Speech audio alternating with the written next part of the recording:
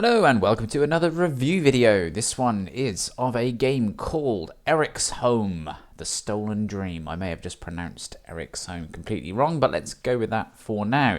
Currently a demo on Steam with the full release being the 15th of July of 2025. Experience an isometric, narrative-driven stealth game and join Hannah's adventure in the vibrant city of Eriksholm. The mysterious disappearance of her brother, Herman, ignites a chain of catastrophic events that will forever change their lives and the fate of the entire city.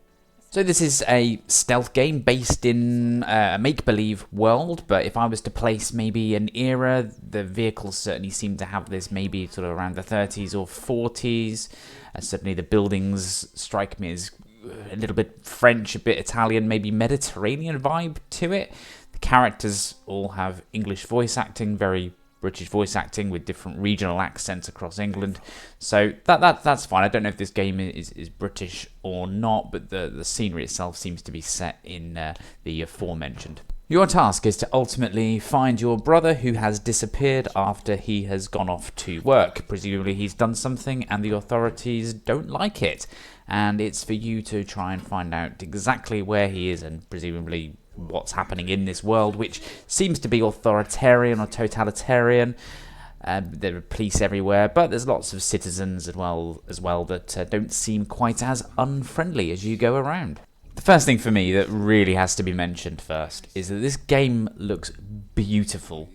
The cinematic cutscenes are graphically excellent, but the city and the surrounding areas that you will find yourself exploring look stunning. The lighting is excellent. The detail to the buildings and the roads is breathtaking in my opinion, and it's a real living and breathing world with people moving around. And it just is the complete package visually for me. I have played other games like this, but not modern era ones. Things like Commandos, that kind of thing. In fact, I think I've done them before in this channel. But this for me is the best looking stealth top-down game. And it's an isometric view, so yeah, you can spin the camera around all the way and zoom in a fair bit as well just to look at that detail. But for me, the thing that first struck me was just how good this looks. To couple the visuals, the voice acting is really good as well. There's some voices I do recognise from some British TV programmes as well. I can't put my finger on the names of the actors, but some of the voices just immediately think, oh yeah, I remember that guy from whatever programme, and that happened a few times, or that girl from whatever programme. Now I might be wrong and they may just be similar sounding people, but it could very well be that they've got some high profile, good quality actors in for this based on that, and you can tell they set the scene well and they are believable people. The stealth aspect itself, now this is obviously really important. The game could look $1 million, but the gameplay could be a big pile of crap. It's not. The stealth aspect is fairly solid, and it's as you'd expect. You can click to go around the map. You can press a button to run on certain areas. Any noise you make can be heard by the authorities. If you walk over metal grates, it will make more noise. Shutting doors will make noise. So there is a good AI aspect to this as well. They'll pick up on whatever you might do that's noisy and come towards you, and if they spot you, the game ends. You don't get killed or anything.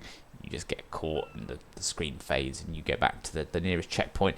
One thing that I don't necessarily like so much about that, although I'm not putting this in the negatives, it's just coupled with this positive of being a good stealth aspect, is that you don't get a choice to sneak. It sneaks for you automatically when there is threat of detection. I think having the choice of being able to sneak should be down to me, and that would add to making the right choices as to when and when not to sneak. You can choose when and when not to run, so why not sneak? But anyway, overall, it's a really good aspect of for a stealth game anyway, and it works very well. There are good places to hide. You have to time things right based on where they're walking and looking, the usual thing, but it works very well. There are puzzles as well, sort of puzzles, and a bit of combat. So the puzzles, one example during this video, as I will show you in a moment, was to have to lift some battery packs into place to allow you to open a door to then subsequently close a bridge, I believe. But I'll show you how badly I struggled at that and then why not just show you here actually. Let's just show you now and you can have a watch of this of how terrible I am.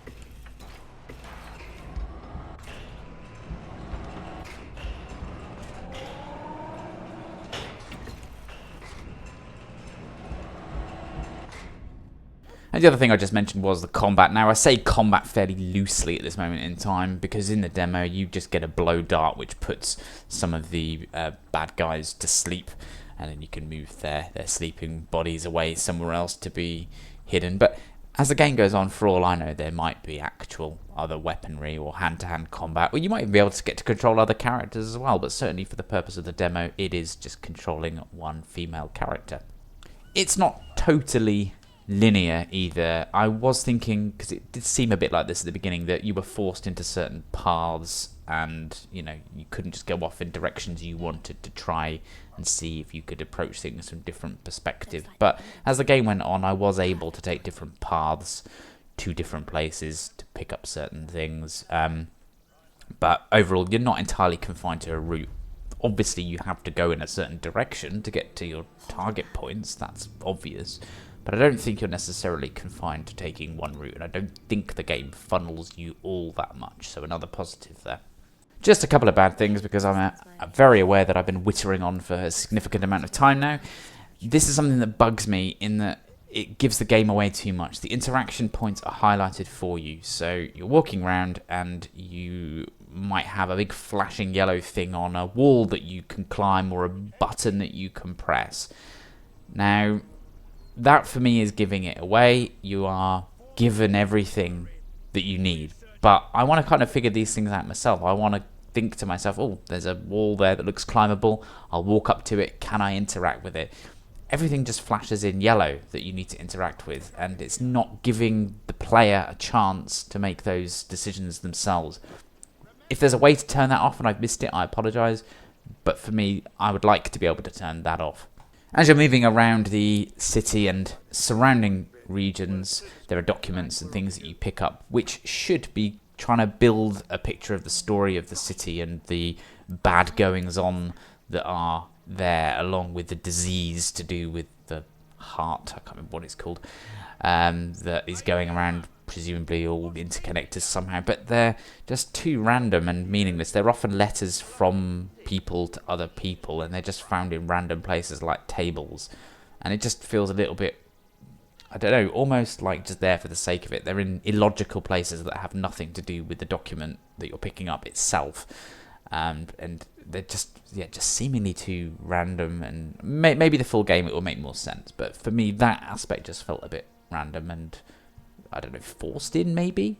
And finally, on negative points, because this is an incomplete game, of course, at this stage, or at least what we're able to play is incomplete. The price when it comes out will be 35 of your British pounds, and if you are an American individual or beyond, i.e. using euros, you're looking $40, 40 euros, that kind of thing. That's too high. Now, this game, as I say, looks really good, and I'm sure they've had to pay a lot of money for the voice actors and all of that stuff. And fine, I know games are more expensive these days and whatever, but that just feels too much. And actually, I think the ceiling for this, from what I played so far, should be about £30 max. And I know there's only a £5 difference, fine. But my personal ceiling, based on what I've played and my opinions of this, if things are as they are in the real game, no more than £30. So judge this as you will. Maybe play the demo yourself and make that decision. I personally will not be buying it for £35. Sure, I'll put it on the wish list, wait for it to come down on a sale, then I'll probably buy it, but not for £35. But overall, this is a good game. Looks brilliant. Gameplay's good, solid. Few iffy points that I've pointed out, but overall, I think there's a lot to be positive and optimistic about with this game.